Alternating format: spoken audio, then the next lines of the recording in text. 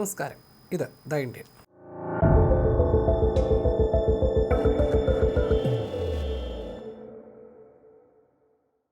രാജ്യത്തിൻ്റെ എഥനോൾ പ്രയാണത്തിൽ ചരിത്രപരമായ ഒരു പുതിയ അധ്യായം കുറിച്ച് ഇന്ത്യയിലെ ആദ്യത്തെ E85 ഇന്ധന പമ്പ് ഏതാനും ദിവസങ്ങൾക്ക് മുൻപാണ് ഡൽഹിയിൽ പ്രവർത്തനം ആരംഭിച്ചത്. പെട്രോളിനേക്കാൾ 20 രൂപ കുറവാണെന്നതാണ് പ്രധാന ആകർഷണം. ഒറ്റ നോട്ടത്തിൽ ഈ വൻ വിലവ്യത്യാസം ഉപഭോക്താക്കളെ ആകർഷിക്കുമെങ്കിലും ഇതിൻ്റെ യഥാർത്ഥ വിജയം വരും ദിവസങ്ങളിലെ വിപണി ചലനങ്ങളെ ആശ്രയിച്ചിരിക്കുമെന്നാണ് സാമ്പത്തിക വിദഗ്ധർ ചൂണ്ടിക്കാട്ടുന്നത്. പതിറ്റാണ്ടുകളായി വിജയകരമായി എഥനോൾ ഇന്ധനം ഉപയോഗിക്കുന്ന ബ്രസീലിൻ്റെ മാതൃക ചൂണ്ടിക്കാണിച്ചാണ് ഈ വിലയിരുത്തൽ.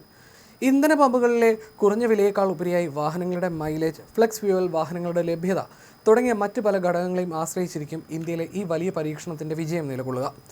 ലോകത്തിലെ ഏറ്റവും വിജയകരമായ ഫ്ലെക്സ് ഫ്യൂവൽ വിപണിയായിട്ടാണ് ബ്രസീൽ പൊതുവെ കണക്കാക്കപ്പെടുന്നത്.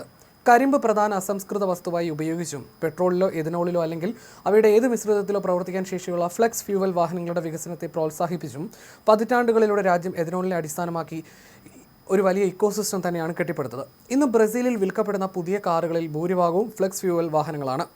ഇത് ഇന്ധനത്തിൻ്റെ ലഭ്യതയേക്കാൾ ഉപരിയായി സാമ്പത്തിക ലാഭം നോക്കി ഏത് വേണമെന്ന് തിരഞ്ഞെടുക്കാനുള്ള സ്വാതന്ത്ര്യവും ഉടമകൾക്ക് നൽകുന്നു.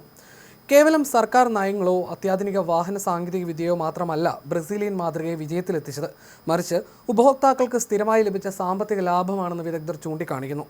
പെട്രോളിനെ അപേക്ഷിച്ച് എഥനോളിന് ഊർജ്ജ സാന്ദ്രത കുറവായതിനാൽ 1 ലിറ്റർ പെട്രോളിൽ ലഭിക്കുന്ന അത്രയും മൈലേജ് എഥനോളിൽ വാഹനങ്ങൾക്ക് ലഭിക്കില്ല. കുറഞ്ഞ ദൂരം മാത്രമേ എഥനോൾ ഇന്ധനത്തിൽ സഞ്ചരിക്കാൻ സാധിക്കൂ എന്നതിനാൽ പെട്രോളിൻ്റെ വിലയുടെ 70% അതിൽ താഴെയോ ആയി എഥനോൾ വില കുറയുമ്പോൾ മാത്രമേ അത് ഉപഭോക്താക്കൾക്ക് സാമ്പത്തികമായി ലാഭകരമാകൂ. E85 ഇന്ധനം അവതരിപ്പിച്ചതോടെ ഇന്ത്യയിലെ ഇന്ധന വിപണി വലിയൊരു പരീക്ഷണത്തിലേക്കാണ് കടന്നിരിക്കുന്നത്. ലിറ്ററിന് 82.12 രൂപ നിരക്കിൽ E85 ലഭിക്കുമ്പോൾ E20 പെട്രോളിനേക്കാൾ 20 രൂപയുടെ കുറവാണ് ഉപഭോക്താക്കൾക്ക് ലഭിക്കുന്നത്. ഒറ്റ നോട്ടത്തിൽ ഇത് വലിയ ലാഭമായി തോന്നാമെങ്കിലും ഈ കണക്കുകൾക്ക് പിന്നിലെ സാങ്കേതികമായ ചില കാര്യങ്ങൾ വലിയൊരു ആശങ്കയും വെല്ലുവിളിയുമാണ്. കാരണം ഇന്ധന വിലയേക്കാൾ ഉപരിയായി 1 കിലോമീറ്റർ സഞ്ചരിക്കാൻ ആവശ്യമായ ചിലവാണ് ഇവിടെ നിർണായകമാകുന്നത്. പെട്രോളിനെ അപേക്ഷിച്ച് എഥനോളിന് ഊർജ്ജ സാന്ദ്രത കുറവായതിനാൽ ഉയർന്ന എഥനോൾ മിശ്രിതമായ E85 ഇന്ധനം ഉപയോഗിക്കുമ്പോൾ വാഹനങ്ങളുടെ ഇന്ധനക്ഷമതയിൽ 20 മുതൽ 30% വരെ കുറവുണ്ടാകാൻ സാധ്യതയുണ്ടെന്നാണ് വിദഗ്ധർ ചൂണ്ടിക്കാട്ടുന്നത്. അതായത് 1 കിലോമീറ്ററിനായി എത്ര പെട്രോൾ ചെലവാകുന്നോ അതിൽ കൂടുതൽ E85 വേണ്ടി വന്നേക്കാം. ഇതോടെ ഈ പറഞ്ഞ 20 രൂപയുടെ ലാഭം കൊണ്ട് എന്ത് പ്രയോജനമെന്ന ചോദ്യമുയർന്നു. അതിനാൽ തന്നെ ഇതിനെ ജനങ്ങൾ എങ്ങനെ സ്വീകരിക്കുമെന്ന് വരും ദിവസങ്ങളിൽ കണ്ടറിയണം.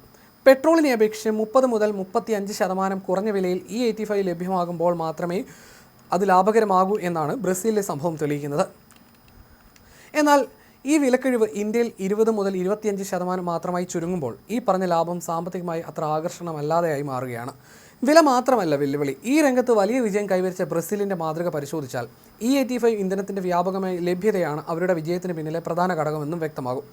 വാഹന ഉടമകൾക്ക് പെട്രോൾ, എഥനോൾ പമ്പുകൾ മിക്കയിടങ്ങളിലും എളുപ്പത്തിൽ കണ്ടെത്താനാകുമായിരുന്നു. ഇത് ഇന്ധനം തിരഞ്ഞെടുക്കുന്നത് അനായാസമാക്കി. എന്നാൽ ഇന്ത്യ ഈ യാത്രയുടെ പ്രാരംഭഘട്ടത്തിൽ മാത്രമാണ്. 2027 ഏകദേശം 5000 എഥനോൾ വിതരണ കേന്ദ്രങ്ങൾ സ്ഥാപിക്കാൻ സർക്കാർ ലക്ഷ്യമിടുന്നുണ്ടെങ്കിലും നിലവിൽ അടിസ്ഥാന സൗകര്യങ്ങൾ പരിമിതമാണ്. കൂടാതെ ഫ്ലെക്സ് ഫ്യൂവൽ വാഹനങ്ങളുടെ എണ്ണം വളരെ കുറവുമാണ്. എഥനോൾ വിപ്ലവം പൂർണ്ണ വിജയത്തിലെത്തണമെങ്കിൽ വിതരണ ശൃംഖല വിപുലീകരിക്കുന്നതിനൊപ്പം ഫ്ലെക്സ് വാഹനങ്ങളുടെ ഉൽപ്പാദനം വർദ്ധിപ്പിക്കേണ്ടതും അനിവാര്യമാണ്.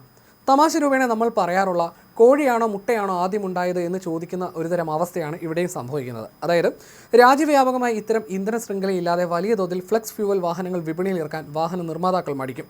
അതേസമയം ഇന്ധനം ഉപയോഗിക്കാൻ ആവശ്യത്തിന് വാഹനങ്ങൾ നിരത്തിലില്ലാതെ വിതരണ ശൃംഖലയ്ക്കായി വലിയ തോതിൽ നിക്ഷേപം നടത്താൻ ഇന്ധന ചില്ലറ വ്യാപാരികളും മടിക്കും. ഈ രണ്ട് വിഭാഗങ്ങളും ഒരേ സമയം മടിച്ചു നിൽക്കുന്ന സാഹചര്യത്തിൽ എഥനോൾ പദ്ധതിയുടെ മുന്നോട്ടുള്ള പ്രയാണം വലിയ വെല്ലുവിളിയാണ്. സർക്കാർ തല ഇടപെടലുകൾ ഇല്ലാതെ ഈ പ്രതിസന്ധി മറികടക്കാൻ സാധിക്കില്ലെന്നാണ് വിപണി വിദഗ്ധരുടെ അഭിപ്രായം. എന്ന് കരുതി E85 പരാജയപ്പെടുമെന്നല്ല ഇതുകൊണ്ട് അർത്ഥമാക്കുന്നത്. ഇന്ത്യയെ സംബന്ധിച്ചിടത്തോളം എഥനോൾ എന്നത് കേവലം ഒരു ഇന്ധനം മാത്രമല്ല, മറിച്ച് രാജ്യത്തിൻ്റെ സാമ്പത്തിക ഭദ്രതയുമായി ബന്ധപ്പെട്ട തന്ത്രപ്രധാനമായ ഒരു നീക്കം കൂടിയാണ്. ക്രൂഡ് ഓയിൽ ഇറക്കുമതിക്കായി രാജ്യം ചിലവഴിക്കുന്ന വൻ തുക കുറയ്ക്കുന്നതിനും ആഭ്യന്തര കാർഷിക സമ്പദ് വ്യവസ്ഥയ്ക്ക് ഉത്തേജനം നൽകുന്നതിനും രാജ്യത്തിൻ്റെ ഊർജ്ജ സുരക്ഷ മെച്ചപ്പെടുത്തുന്നതിനും എഥനോൾ ഉപയോഗം വലിയ തോതിൽ സഹായിക്കും. അതുകൊണ്ട് തന്നെ പദ്ധതിയുടെ ആദ്യഘട്ടത്തിൽ ഉപഭോക്താക്കൾക്ക് വലിയ സാമ്പത്തിക ലാഭം പ്രകടമായില്ലെങ്കിൽ പോലും ദീർഘകാല നേട്ടങ്ങൾ മുൻനിർത്തി പദ്ധതിയുമായി മുന്നോട്ട് പോയാൽ ഇത് വിജയകരമായി തന്നെ മാറാം.